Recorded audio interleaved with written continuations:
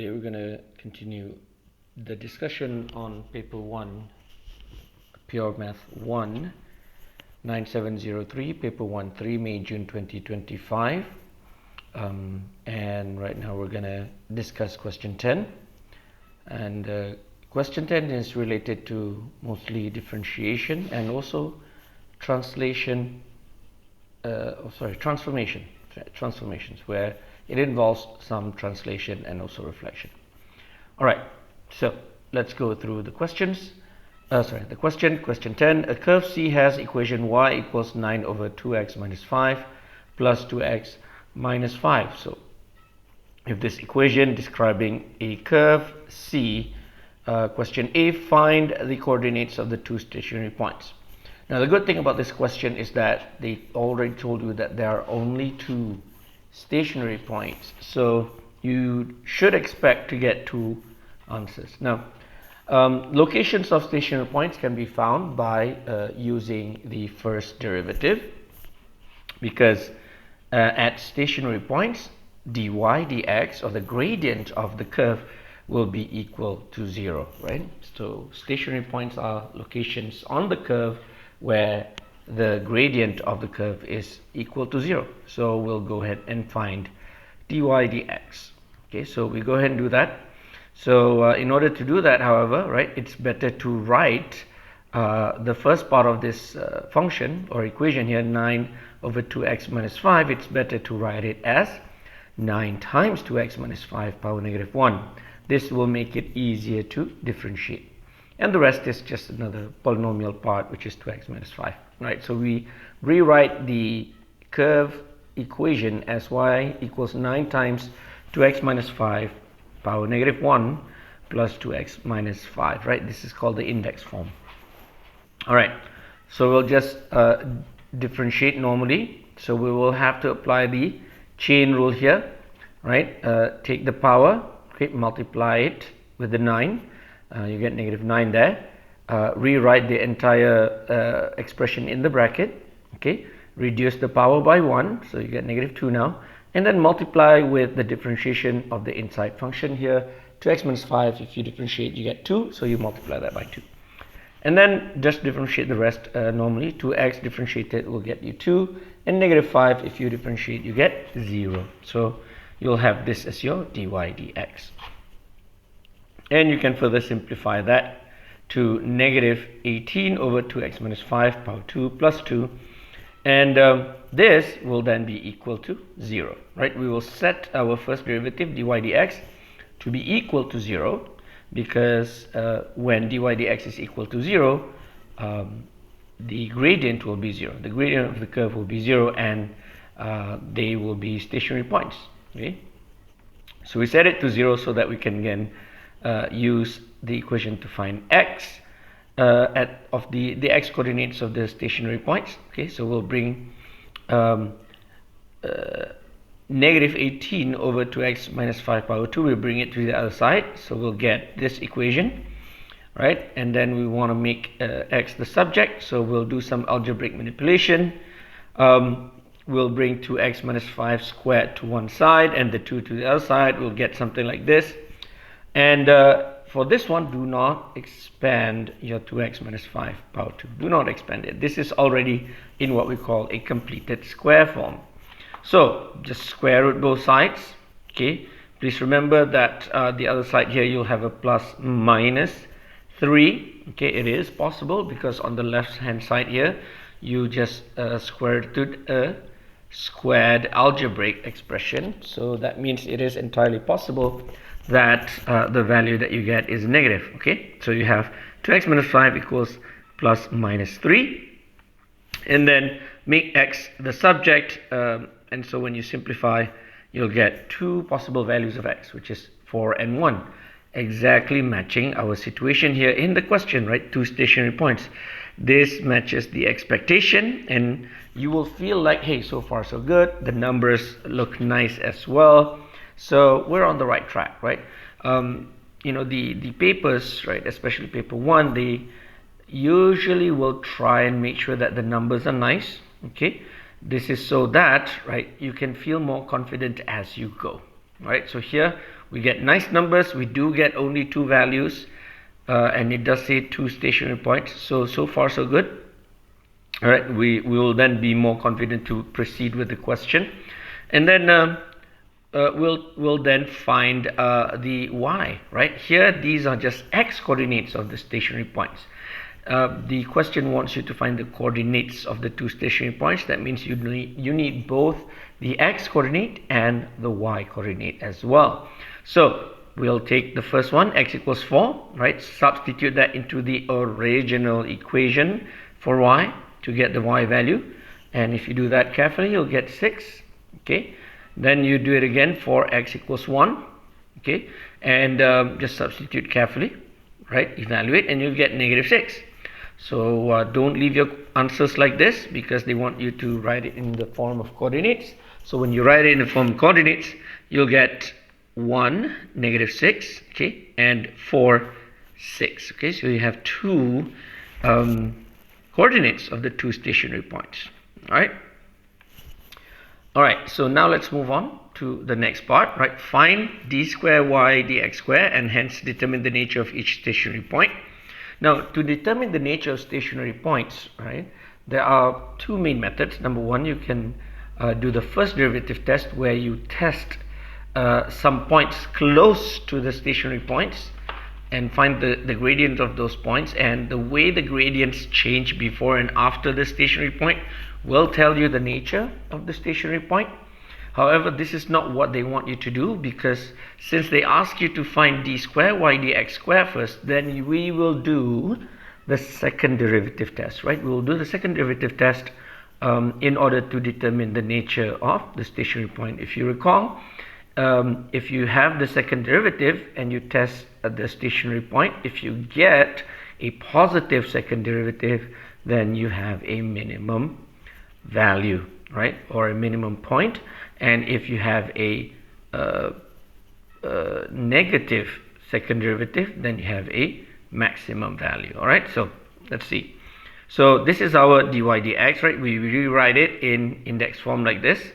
Okay, and then we differentiate it again, which is not that hard to do. There's just apply chain rule as before, and if we do that carefully, we'll get 72 times 2x minus 5 power 3. All right, and then we will test our values, right? The first one is when x is equal to 4, and if we substitute that in there, we'll get 8/3, which is a positive number. Okay, and if we substitute x equals 1, right, the x coordinate of the other stationary point, we'll get second derivative to be -8/3, which is a negative number. And so we can conclude, right, 4, 6 is a minimum point, and 1, -6 is a maximum point. Do not forget to make this conclusion. Okay, don't just write this part here.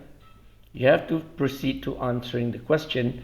That means mention the point and mention the nature of the point. Okay, mention the coordinate of the point and then mention the nature of that particular point. Don't just write therefore minimum without saying which of the points are you considering to be a minimum. Okay, something like that, right? So be specific, especially when you have a pair like this. Okay, a pair of answers.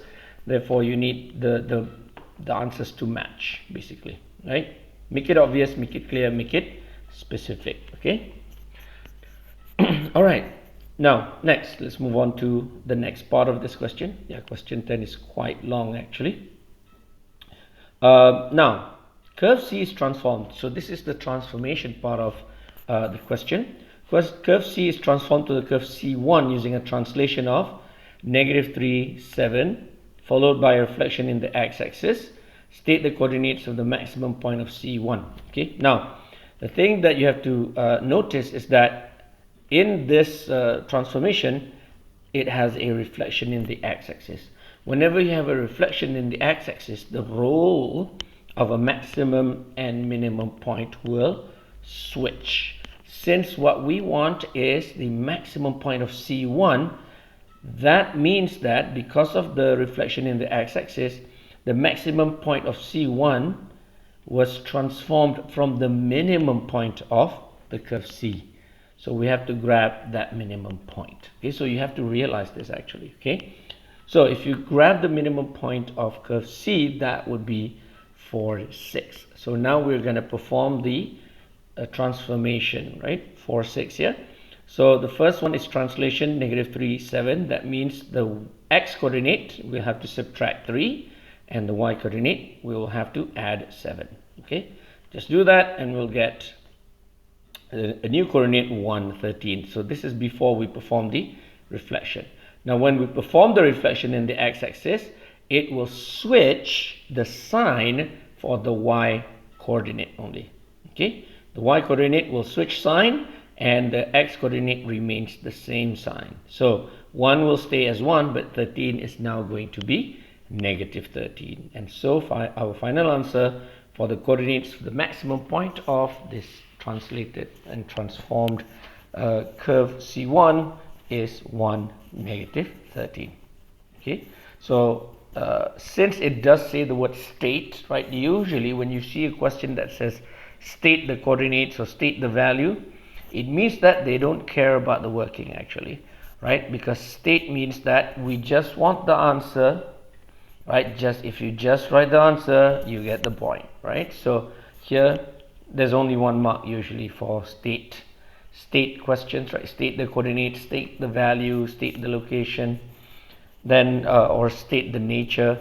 So anything that usually use the keyword state here, it means that the working doesn't really matter. As long as you get the right answer, okay, you will get the mark. Okay, so here the right answer is 1, -13, and it's only 1 mark. All right, next part of the question. Find the equation C1 in the form y equals a over bx plus c plus dx plus e. So our final answer must look like this, where a, b, c, d, and e are integers. So what we have to do is we start with the curve C. We apply the transformation, okay, step by step, and then we will then look at what we get in the end, and we make sure that we write it in this form. So our original equation, y equals 9 over 2x minus 5 plus 2x minus 5. So when we apply the translation for the x coordinate, right, you will have to subtract, okay, you have to subtract the x translation, the horizontal translation, to every single input x. So here we have originally 2x minus 5 at the bottom here. So when x is subtracted with -3, it changes into x plus 3, right? X subtract -3 is really just x plus 3. So every x you see becomes x plus 3. Okay, so we do that. And then for y, however, it's more straightforward. Since the translation is 7 upwards, you just add 7 to the entire function. Okay, so just at the end there, plus 7. Okay, then you can simplify this if you want, and if you do that, you get this, right? So y equals 9 over 2x plus 1 plus 2x plus 8. Okay, so this is before we apply the reflection. So let's apply the reflection in x-axis. So when we do that, we will get -9, y equals -9 over 2x plus 1 minus 2x minus 8. So we get this because we have to multiply the entire description of y, right, with -1. Okay, because the y coordinate will change sign, right? So the value of y, right, the new value of y is now negative. So we have to apply negative sign to the entire function, right? So all that's positive will now be negative. So that's why we have, this is our final answer. So that should be our final answer then. Y equals -9 over 2x plus 1 minus 2x minus 8, right? And for all of this, right, this entire question, you can actually use a tool like Desmos to really check what's going on. And yeah, you can use the Desmos to see, hey, was that reflection correct? Did you actually get the maximum point of C1 at 1, -13, right? Are the minimum and maximum points correct or not, right? You can always test all of these, right, using Desmos. And if you want to, I can show you a demo in a future video. All right, so if you get all your answers correct, then you have done a good job.